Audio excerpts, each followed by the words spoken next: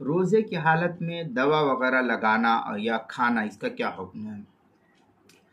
चुनांचे जो दवा पेट या दिमाग के ज़ख़म में लगाने की वजह से पेट या दिमाग के अंदर पहुंच गई तो इससे रोज़ा बिल इत्तिफाक फासिद हो जाएगा। क़ज़ा लाजिम होगी लेकिन कफ़ारा लाजिम और ज़रूरी नहीं होगा।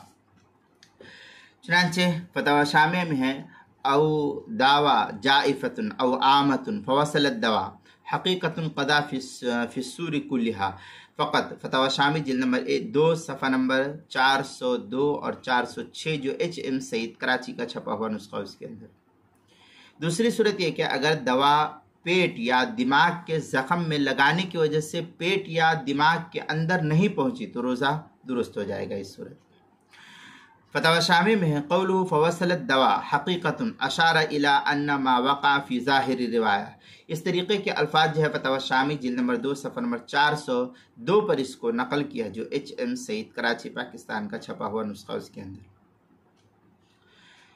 तीसरी सूरत यह कि अगर दवा पेट या दिमाग के अलावा बदन के बाकी हिस्से के किसी ज़ख़म में लगाई गई और वो पेट या दिमाग तक नहीं पहुंची तो रोज़ा फासिद नहीं होगा। मसलन समझिए कि मेरे हाथ पे कोई ज़ख़म है, अब मैं दवा यहाँ लगा रहा हूँ, अब इसका ताल्लुक पेट से नहीं है तो रोज़ा फासिद नहीं होगा। अल-बहर राइक में है वतलक़त दवा फ़शमल रुतब वल याबिस लिअन्न अल-इब्रा लिवसूली लिकौनिही रुतबन औ याबिसन। ये अल-बहर राइक की इबारत है जिल्द नंबर 2 सफ़ा नंबर 279 जो HM सईद कराची पाकिस्तान का छपा हुआ नुस्खा उसके अंदर। चौथी सूरत ये कि अगर कोई दवा शीशी में भर कर नाक से लगाकर सूंघी जाती है ताकि उसके असरात और तेज़ी दिमाग तक पहुंच जाए तो ऐसी दवा सूंघने से रोज़ा फासिद हो जाएगा। जैसे आमतौर पर विक्स वगैरह होता है या क्या नाम है एक जो छोटा सा ट्यूब की शक्ल में विक्स ही आता है वो, तो उसको चूँकि नाक के अंदर ऐसा घुसाया जाता है फिर जो है उसको ऊपर खींचा जाता है तो इसके ज़रिए से जो है रोज़ा टूट जाएगा। फतवा शामिया में है क़ौलुहु अन्नहु लौ अदखला हल्क़हु दुख़ान ऐ बिअय्यि सूरा कानन इदख़ाल हत्ता लौ तबख़्ख़रा बिख़ूरिन। इस तरीके के अल्फाज जो है फतवा शामी जिल्द नंबर 2 सफ़ा नंबर 395 पर इसको जो है नकल किया गया है। इसी तरीके से रोज़े के मसाइल का इंसाइक्लोपीडिया उसके सफ़ा नंबर 87 हरूफ़ तहजीद दाल उन्वान है दवा।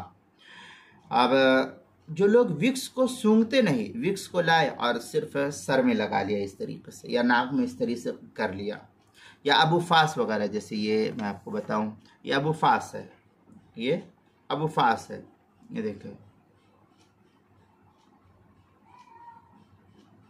तो ये जो अबू फास है तो ये अबू फास को मैंने समझो कि इस तरीके से लिया और सिर्फ जो है सर पर लगा लिया या इस तरीके से इस हिस्से पर लगा लिया, इस हिस्से के पर ऐसा कर लिया तो इससे रोज़ा नहीं टूटेगा। लेकिन अब मैं इसको खोलूं और खोलने के बाद नाक में इस तरीके से लगाऊं और फिर ऊपर की जानिब खींचता हुआ चला जाऊं तो फिर इससे रोज़ा टूट जाएगा, क्योंकि ये जो है विक्स के मानिंद है जिसको ऊपर खींचा जाता है और इसके ज़रिए से दिमाग तक जो है ये पहुँच गया।